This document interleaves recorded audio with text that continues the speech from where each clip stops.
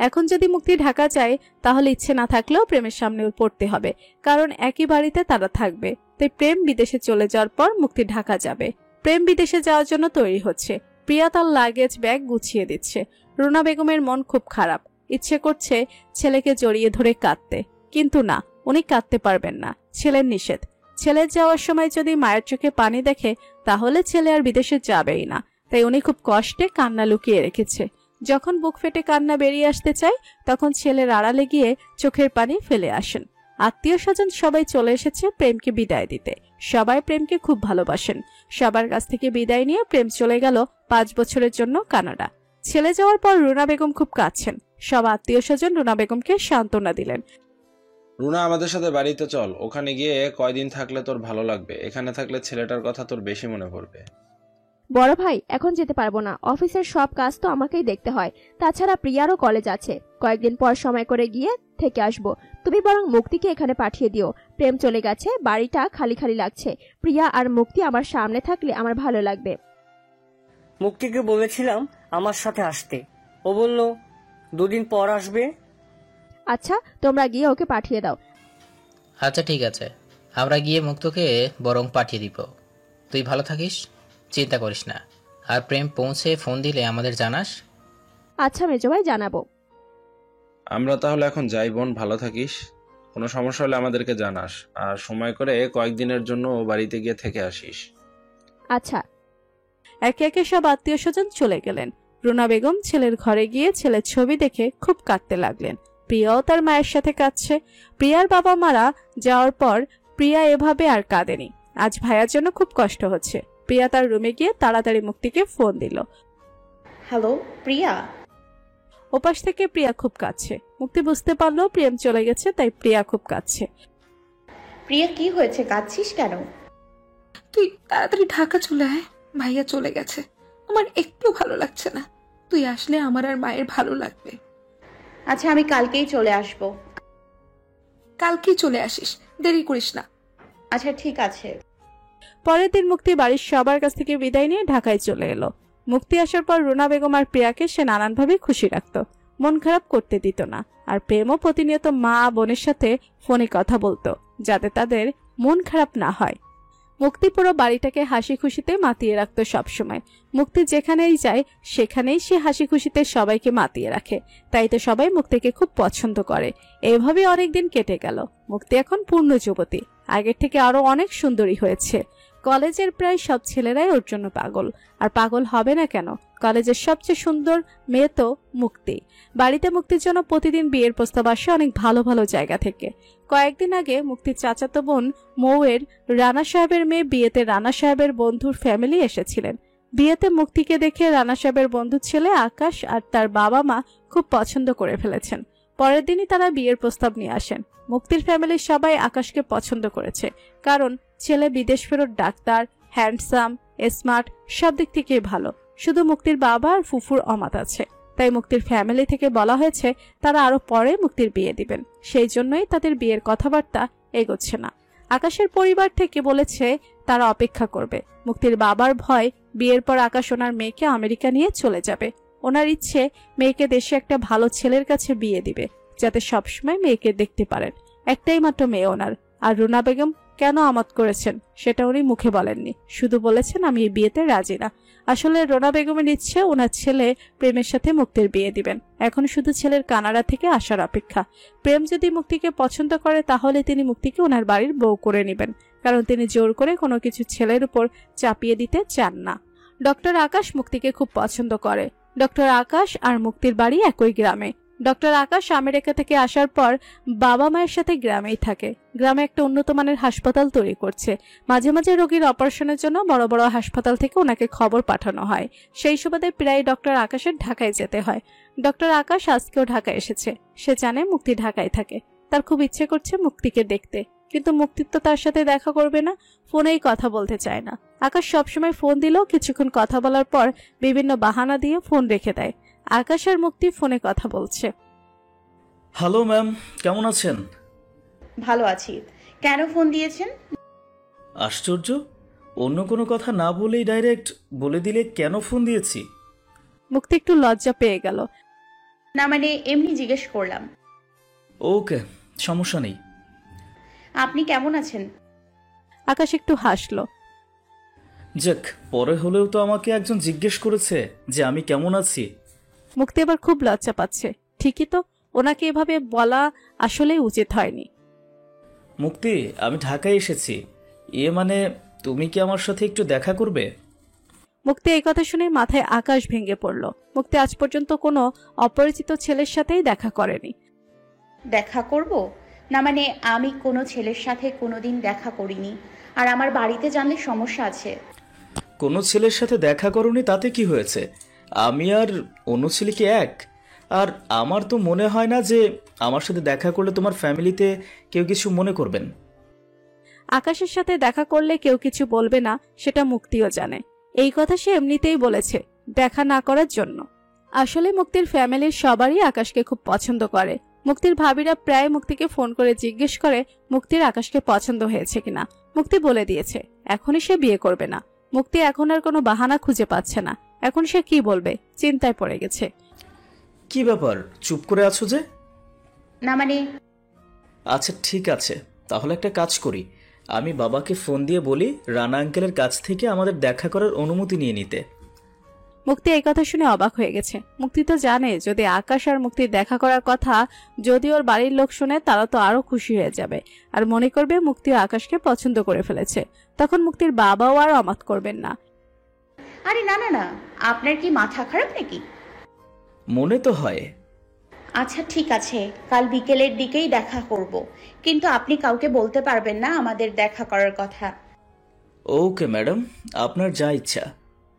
এই কথা বলে তারা ফোন রেখে দিল। মুক্তি ভাবছে ডক্টর আকাশের সাথে দেখা করা কি ঠিক হচ্ছে, কিন্তু এই নাছোড়বান্দা ছেলেটাকে তো সে বুঝাতেও পারছে না। মুক্তি আকাশের সাথে দেখা করার কথা প্রিয়াকে বলল। কি বলছিস? তুই ডক্টর আকাশের সাথে দেখা করতে যাবি? তাহলে কি তুই ডক্টর আকাশকে পছন্দ করিস? দেখ, পছন্দ অপছন্দ জানি না, আমার বাবা চাচারা যেখানে আমাকে বিয়ে দেবে আমি সেখানেই বিয়ে করব। আর তোকে তো বললাম সব, আমি অনেকে বোঝাতে পারছিলাম না তাই হ্যাঁ বলে দিয়েছি। প্রিয়ার খুব রাগ হচ্ছে, কারণ সে চায় মুক্তির সাথে তার ভাইয়ের বিয়ে হোক। কিন্তু মুক্তি যদি ডক্টর আকাশকে পছন্দ করে ফেলে, তার উপর আবার মুক্তি বলছে তার বাবা চাচারা যেখানে বিয়ে দিবে সে সেখানেই বিয়ে করবে, তাহলে তো শুধু মুক্তির বাবা ছাড়া বিয়েতে সবাই রাজি। আর মুক্তির বাবা যদি রাজি হয়ে যায় তাহলে তো ডক্টর আকাশের সাথেই মুক্তির বিয়ে হবে। প্রিয়া তার ভাইয়ের উপর খুব রাগ হচ্ছে। ভাইয়াটা বিদেশে গিয়ে বসে রয়েছে। প্রিয়া বুঝে ফেলেছে এখন যা করার তাকেই করতে হবে। আচ্ছা মুক্তি শোন, তুই একা দেখা করতে চাস না, আমিও তোর সাথে যাব। সত্যি বলছিস? আমিও তোকে এই কথা বলতাম, কিন্তু ভয়ে বলতে পারছিলাম না। সত্যি তুই আমার অনেক ভালো বোন আর বন্ধু। আচ্ছা ঠিক আছে, এত খুশির কিছু হয়নি। প্রিয়া শোন, ফুপুমণিকে কিন্তু কিছু বলা যাবে না, বুঝতে পেরেছিস? বলবো না। প্রিয়া মনে মনে ভাবছে এমনিতেও আমি মাকে বলবো না, কারণ মা মুক্তিকে খুব পছন্দ করে। যদি মা শুনে মুক্তি ডক্টর আকাশের সাথে দেখা করতে গেছে তাহলে মা খুব কষ্ট পাবে। পরদিন বিকেলের দিকে মুক্তি আর প্রিয়া ডক্টর আকাশের সাথে দেখা করার জন্য বাড়ি থেকে বের হয়েছে। প্রিয়া, রিকশায় যেতে হবে। গাড়ি নিয়ে গেলে ড্রাইভার মামা এসে যদি ফুপুমণির কাছে বলে দেয়। আচ্ছা ঠিক আছে, রিকশায় যাব। তারা একটা রিকশায় উঠে পড়ল। মুক্তি, তোকে খুব সুন্দর লাগছে। তাই নাকি? তুই ইচ্ছে করে আজ সুন্দর করে সেজেছিস, তাই না? প্রিয়ার এইরকম কথা শুনে মুক্তি একটু অবাক হলো। আমি তো এইরকম করেই সব সময় বের হই। কি জানি, আমার মনে হলো তাই বললাম।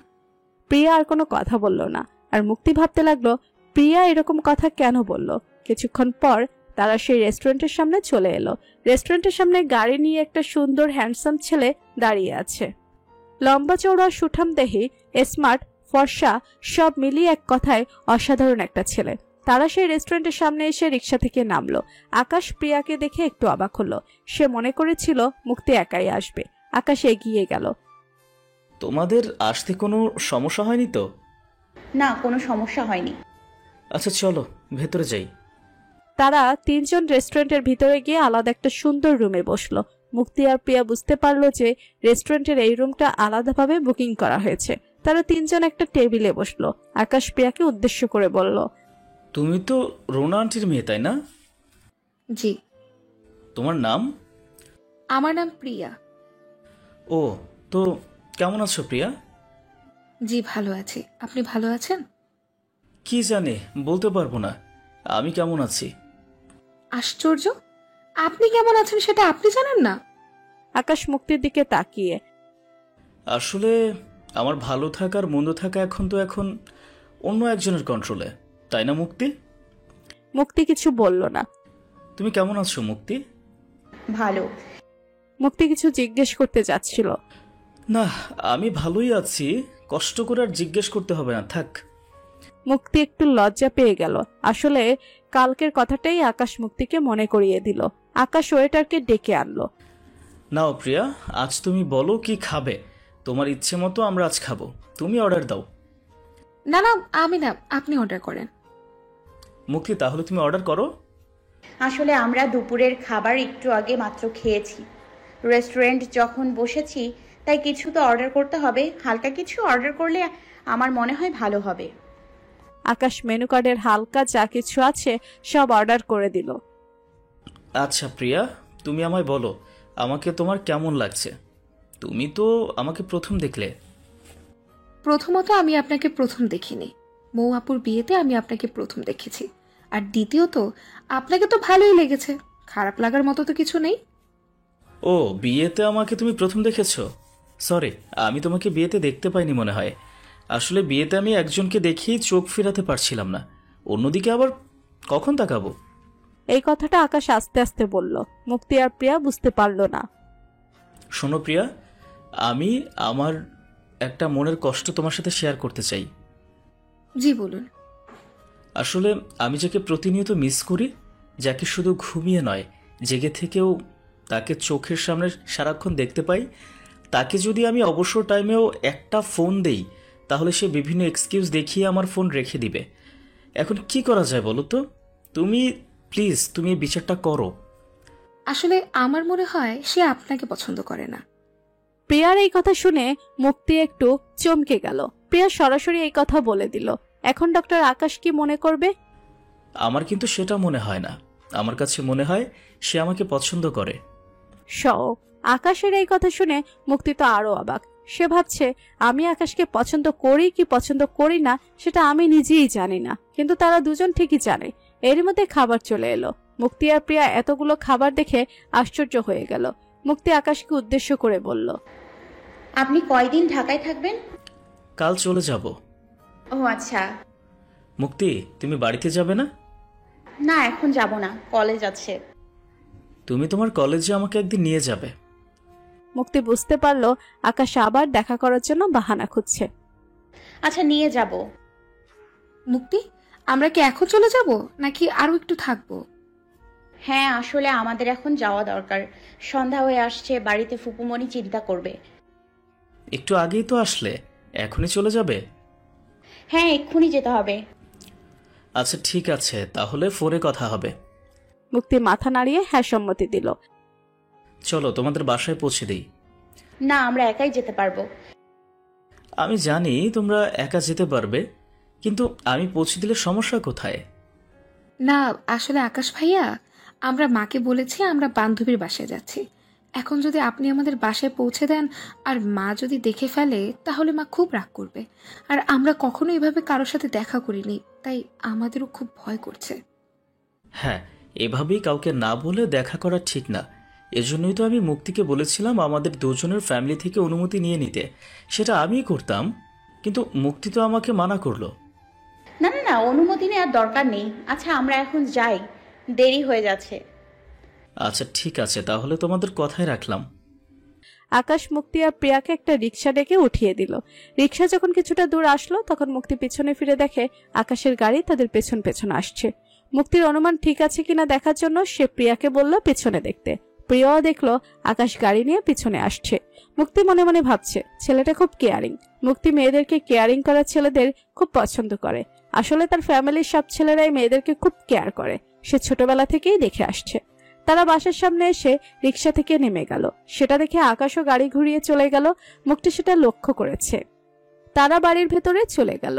রাতের খাবার খেয়ে মুক্তি আর প্রিয়া গল্প করছে। মুক্তি, তুই তুই কি লক্ষ্য করেছিস ডক্টর আকাশ কিন্তু রেস্টুরেন্টে আলাদা রুম নিয়েছে তোর সাথে কথা বলতে, আর রুমটা খুব সুন্দর করে সাজানো। আমি বুঝতে পেরেছি এই রুমটা আগে থেকেই বুকিং করা। আসলে ডক্টর আকাশ মনে করেছিল তুই একা ওনার সাথে দেখা করতে যাবি, তাই আলাদা রুম বুক করেছে। আমি যদি তোর সাথে না যেতাম তাহলে উনি তোর একটু হাত ধরতো, একটু চুলটা ঠিক করে দিত, একটু রোমান্টিক কথা বলতো, কিন্তু আমি তোর সাথে যাওয়াতে সেটা আর হলো না। আমার কিন্তু সেটা মনে হয় না। আমার মনে হয় রেস্টুরেন্টে সবার মাঝখানে বসে আমার ভালো লাগবে না। আমি ফ্রিভাবেই ওনার সাথে কথা বলতে পারবো না, তাই উনি আলাদা রুম বুক করেছে। কি জানি, আমার মনে হলো তাই বললাম। আমার মনে হয় ডক্টর আকাশকে তোর পছন্দ হয়নি, তাই না? হ্যাঁ, ডক্টর আকাশকে আমার পছন্দ হয়নি, তোর মনে হয় খুব পছন্দ হয়েছে। আমি তো কাউকেই অপছন্দ করি না, কারণ আমি জানি আমার পরিবার আমার জন্য খারাপ ছেলে পছন্দ করবে না। তুই কাউকে অপছন্দ করিস না মানে? হ্যাঁ, তুই কি পৃথিবীর সব ছেলেকে পছন্দ করিস? না, আমি যেটা বলেছি তুই সেটা বুঝতে পারিসনি। শোন, আমার বাড়ির সবাই ডক্টর আকাশকে পছন্দ করেছে। হ্যাঁ, বিয়েতে হয়তো বাবা আর ফুপিমণি রাজি না, সেটা অন্য কারণে, কিন্তু ছেলে হিসেবে ডক্টর আকাশকে সবাই খুব পছন্দ করেছে। এখন ডক্টর আকাশের থেকে আরো ভালো ছেলে যদি আমার বিয়ের জন্য আসে, তাহলে ওই ছেলেকেও তারা পছন্দ করবে। তাহলে আমি কেন ভালো ছেলেদের অপছন্দ করব তুই বল? আমি এই কথাটাই তোকে বোঝাতে চেয়েছি যে আমি কাউকেই অপছন্দ করি না। বুঝেছি। আর তাছাড়া ডক্টর আকাশ কিন্তু খুব কেয়ারিং, তাই না প্রিয়া? তুই যে সব জিনিসকে কেয়ার বলে মনে করছিস সেগুলো আসলে সব ছেলেরাই করে। হতে পারে, আসলে আমার তো আর রাহুলের মতো কেউ নেই, তাই আমি কেয়ারিং কাকে বলে জানি না। এখানে রাহুলের কথা কোথা থেকে আসলো? তুই সব সময় সবার কথার মধ্যেই রাহুলকে টেনে আনিস কেন? হ্যাঁ, এখন তো শুধু কথার মধ্যে রাহুলকে টেনে নিয়ে আসি। রাহুল বিদেশ থেকে আসলে বাড়িতে টেনে নিয়ে আসবো, তুই দেখে নিস। নিয়ে আসিস? রাহুল প্রিয়ার হবু স্বামী। রাহুল বিদেশ থেকে লেখাপড়া করছে। বিদেশে প্রেমের সাথে রাহুলের বন্ধুত্ব হয়। প্রেমের কাছে প্রিয়ার ছবি দেখে রাহুল প্রিয়াকে খুব পছন্দ করে। রাহুল বিদেশে থেকেই তার বাবা মাকে প্রিয়ার বাড়ি পাঠায় প্রিয়াকে দেখতে। রাহুলের বাবা মায়েরও প্রিয়াকে পছন্দ হয়েছে, তারা প্রিয়াকে আংটি পরিয়ে গেছে। রুনা বেগম আর প্রেম ও এই বিয়েতে রাজি। এখন রাহুল বিদেশ থেকে আসলে রাহুল আর প্রিয়ার বিয়ে হবে। রুনা বেগম আর প্রেমও এই বিয়েতে রাজি, কারণ প্রেম রাহুলকে খুব ভালো করেই চিনে। রাহুল খুব ভালো একটা ছেলে, আর রুনা বেগমও জানে প্রিয়া প্রেমের খুব আদরের, তাই প্রিয়ার জন্য প্রেম কখনো খারাপ ছেলে পছন্দ করবে না। প্রেমের উপর রুনা বেগমের ভরসা আছে। অনেক রাত হয়ে গেছে, মুক্তি তার রুমে চলে গেল। প্রিয়া রুনা বেগমের ঘরে গিয়ে দেখে রুনা বেগম বিছানায় শুয়ে আছেন। কে প্রিয়া? হ্যাঁ মা, আমি। আয় মা, এখানে আয়।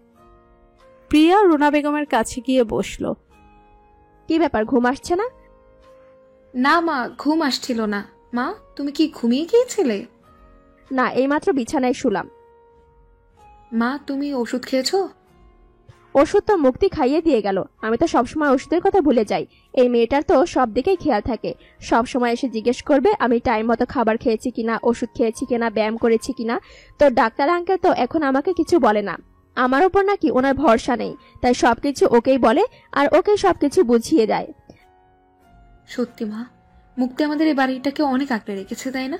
মুক্তি যখন কিছুদিনের জন্য মামা বাড়িতে চলে যায় তখন এই বাড়িটা কেমন যেন প্রাণহীন হয়ে পড়ে। হ্যাঁ, ওর সব দিক খেয়াল থাকে। আর কয়েক মাস পরেই তো আমাদের ফাইনাল পরীক্ষা। পরীক্ষার পরেই তো মুক্তি এই বাড়ি থেকে চলে যাবে। হ্যাঁ, চলে তো যাবেই। ও তো এখানে পড়াশোনা করতে এসেছে। পড়াশোনা শেষ হয়ে গেলে তোর মামা তার আদরের মেয়েকে আমাদের এখানে রাখবে কেন বল? মা, ভাইয়া তো কয়েকদিন পরেই বিদেশ থেকে চলে আসবে। তুমি মুক্তি আর ভাইয়ার বিয়ে দিয়ে দাও, তাহলে মুক্তি সারা জীবনের জন্য এই বাড়িতে থেকে যাবে। রুনা বেগম ঠোঁটের কোণে একটু হাসি ফুটিয়ে বললেন, আমি তো এটাই চেয়েছিলাম রে মা, কিন্তু ভাই কি রাজি হবে? প্রেম বিদেশে যাওয়ার আগের ঘটনা তোর মনে নেই? মুক্তির সাথে কি ব্যবহারটাই না করলো ছেলেটা। এরপরও যে মেয়েটা এই বাড়িতে এসেছে, এইটাই তো বেশি। হ্যাঁ, মনে আছে। মা, তুমি খেয়াল করেছো ভাইয়া যাওয়ার পর আমি বা তুমি যখনই মুক্তির সামনে ভাইয়াকে নিয়ে কথা বলেছি, মুক্তি তখনই আমাদের সামনে থেকে কোনো না কোনো বাহানা দিয়ে চলে গেছে। নয়তো কোনো রকম কথাই বলেনি, একদম চুপ করে থেকেছে। এই 5টা বছরের মধ্যে একটা দিনও আমি মুক্তির মুখে ভাইয়ার নাম শুনতে পাইনি। হ্যাঁ, মেয়েটা খুব কষ্ট পেয়েছে, সেই জন্যই প্রেমের ওপর রাগ করে আছে। আসলে মেয়েটা খুব অভিমানী। মা, আমি একটা কাজ করি। তুমি যে মুক্তিকে ভাইয়ার বউ হিসেবে পছন্দ করো, আমি সেটা ভাইয়াকে বলি, দেখি ভাইয়া কি বলে। না মা, তুই প্রেমকে এরকম কিছু বলিস না। তুই যদি প্রেমকে এই কথা বলিস তাহলে ছেলেটা আমার কথা চিন্তা করে এই বিয়েটা করবে। পরে যদি প্রেম সুখী না হয় তাহলে আমি কোনোদিনই নিজেকে ক্ষমা করতে পারবো না।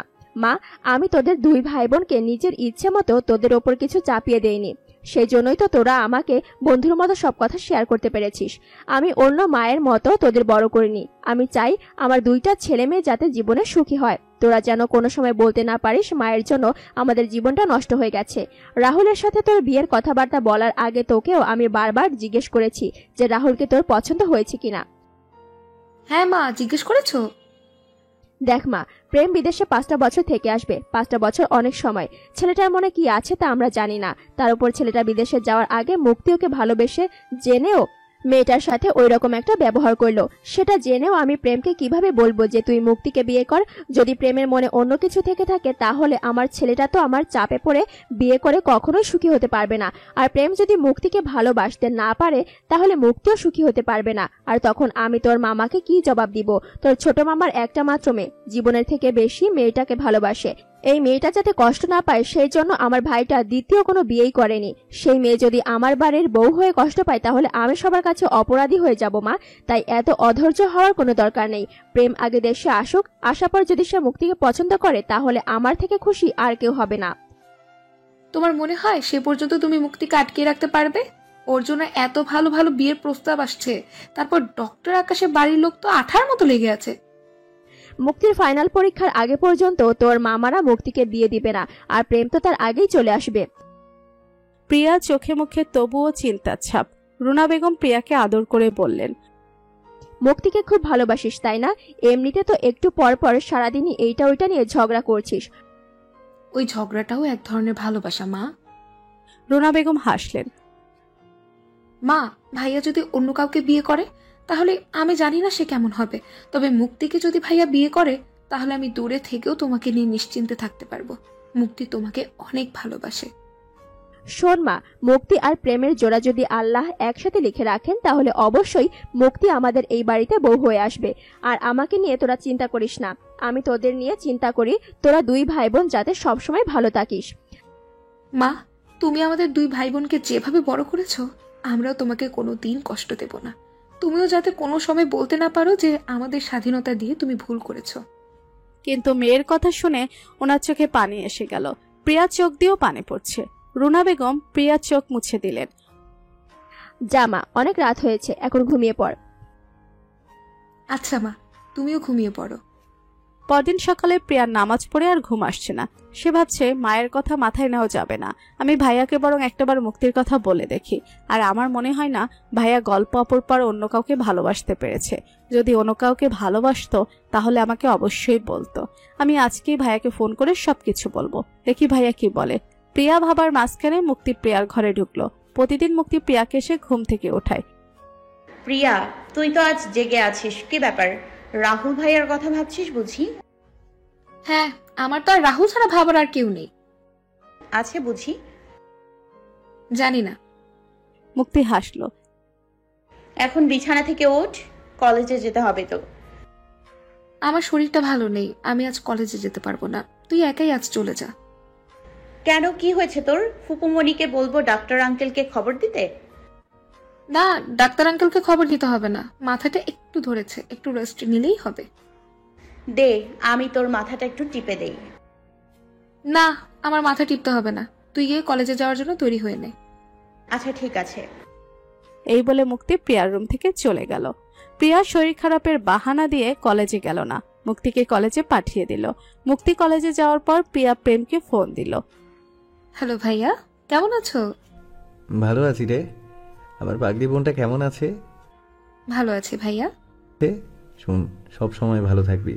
আর রাহুল যদি তোকে কোনো রকম কষ্ট দেয় তখন সাথে সাথে আমাকে বলবি। রাহুল আমার হাতের নাগালেই আছে, বেশি দূরে যেতে হবে না। ভাইয়া, তুমি কবে আসবে? হঠাৎ করে এই কথা কেন জিজ্ঞেস করলি? আমি কবে আসবো তুই তো সেটা জানিস। আচ্ছা, বাড়িতে কিছু হয়েছে? মা ভালো আছে তো? মা ভালো আছে, কিন্তু আমার মনটা ভালো নেই। ভাইয়ার কথা খুব মনে পড়ছে তাই না? তোমার কথা তো সব সময় মনে পড়ে। আসলে আমার কাছে মনে হচ্ছে আমরা একটা মূল্যবান জিনিস হারিয়ে ফেলছি। আমার ভালো লাগছে না। কি এমন মূল্যবান জিনিস আছে তোর কাছে যা তুই হারিয়ে ফেলছিস? বল আমাকে, আমি তোকে সেটা এনে দিব আমার মিষ্টি বোনের জন্য। আচ্ছা ভাইয়া, তুমি বিদেশে গিয়েছো আজ 5 বছর হতে যাচ্ছে। তুমি তো প্রতিদিন ফোন দাও, আমার সাথে কথা বলো, মায়ের সাথে কথা বলো, চাচা মামা আত্মীয় স্বজন সবার কথা জিজ্ঞেস করো। অথচ এই বাড়িতে আমি আর মা ছাড়াও আরেকজন থাকে, তার কথা তো তুমি এই 5 বছরে একটিবারও জিজ্ঞেস করলে না। কার কথা বলছিস? আমি আর মা ছাড়া এই বাড়িতে আর কে থাকে তুমি তা জানো না? কার কথা বলছিস? করিম চাচা, বুয়া, ড্রাইভার, দারোয়ান, মালি, কার কথা বলছিস? না ভাইয়া। ও আচ্ছা, সত্যি ভুলে গিয়েছিলাম। মুক্তির কথা বলছিস? ও, মুক্তির কথা তুমি ভুলে গিয়েছো। আর এইদিকে মুক্তিও তোমাকে মনে করতে চায় না। মানে? আচ্ছা, হঠাৎ করে মুক্তির কথা বলছিস কেন বলতো আমাকে? তোমরা দুজন যদি দুজনকে মনে না করো তাহলে তো আমাকেই মনে করিয়ে দিতে হবে, না হলে তো আরো দেরি হয়ে যাবে। কি দেরি হয়ে যাবে? তোর কথা আমি কিছু বুঝতে পারছি না, সব খুলে বল। বলার জন্যই তো ফোন দিলাম। হ্যাঁ বল। ভাইয়া, 5 বছর আগে মুক্তি গল্প আপুকে যে কথাটা বলেছিল, আসলে সেই কথাটাই সত্যি। আর মুক্তি তোমাকে যে কথাটা বলেছিল সেই কথাটা মিথ্যে ছিল। মানে মুক্তি তোমাকে ভালোবাসে ভাইয়া। আর আমি জানি বিদেশে যাওয়ার পর তুমি কাউকে ভালোবাসতে পারোনি। কাউকে ভালোবাসলে নিশ্চয়ই আমাকে বল। তাই আমি মনে করেছি তোমাকে মুক্তির কথাটা জানানো দরকার, তাই তোমাকে জানালাম। এখন বাকিটা তোমার ইচ্ছে। প্রেম হতভম্ব হয়ে গেছে। কি বলছিস? মুক্তি আমাকে ভালোবাসে? কই, আমাকে তো মুক্তি কখনো কিছু বলেনি। হ্যাঁ, বলতে চেয়েছিলাম কিন্তু বলতে পারিনি। তোর কাছে বলেছিল? হ্যাঁ, আমার কাছে বলেছিল, কিন্তু আমি মনে করেছিলাম যে তোমাকে ভালোবাসি সেটা তুমি বুঝতে পেরেছিলে, তাই আমিও তোকে কিছু বলিনি। কিন্তু আমার ধারণা ভুল ছিল, তুমি কিছুই বুঝতে পারোনি। উল্টো তুমি ওকে চরম ভাবে অপমান করেছো। আসলে ওই সময় তুমি গল্প আপুকে ভালোবাসতে, তাই কিছুই বুঝতে পারোনি। তাহলে এখন বলছিস কেন? এখনো বলতাম না, ভেবেছিলাম তুমি এসে মুক্তিকে দেখে এমনিতেই পছন্দ করবে, কিন্তু এখন দেখছি সেই সময়টুকুও নেই, তাই বলছি। সেই সময়টুকু নেই মানে? কারণ মুক্তির জন্য প্রতিদিনই খুব ভালো ভালো জায়গা থেকে বিয়ের প্রস্তাব আসছে। তার মধ্যে থেকে একটা তো প্রায় ঠিকঠাকই হয়ে গেছে, শুধু ছোট মামা আর মা রাজি না বলে বিয়ের কথাই এগোচ্ছে না। মা মুক্তির বিয়েতে রাজি না কেন? মা রাজি না কারণ মা মুক্তিকে খুব পছন্দ করে। মা চায় মুক্তিকে তুমি বিয়ে করে সারা জীবনে বাড়িতে রেখে দাও। মা চায় মুক্তি এই বাড়ির বউ হোক। কই, মা তো আমাকে এই কথা কোনোদিনও বলেনি। মা বলেনি কারণ মা তোমাকে মুক্তিকে বিয়ে করার জন্য কোনো রকম জোর করতে চায় না। মায়েরও মনে হয় তুমি বিদেশ থেকে এসে মুক্তিকে দেখে পছন্দ করবে। আচ্ছা, মুক্তিকে নতুন করে দেখার কি আছে? আমি কি মুক্তিকে দেখিনি? মুক্তি তো এমনিতেই অনেক সুন্দর।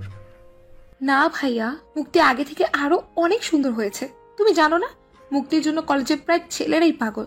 আর আগেই বললাম না, প্রতিদিনই বিয়ের প্রস্তাব আসছে। তাই নাকি?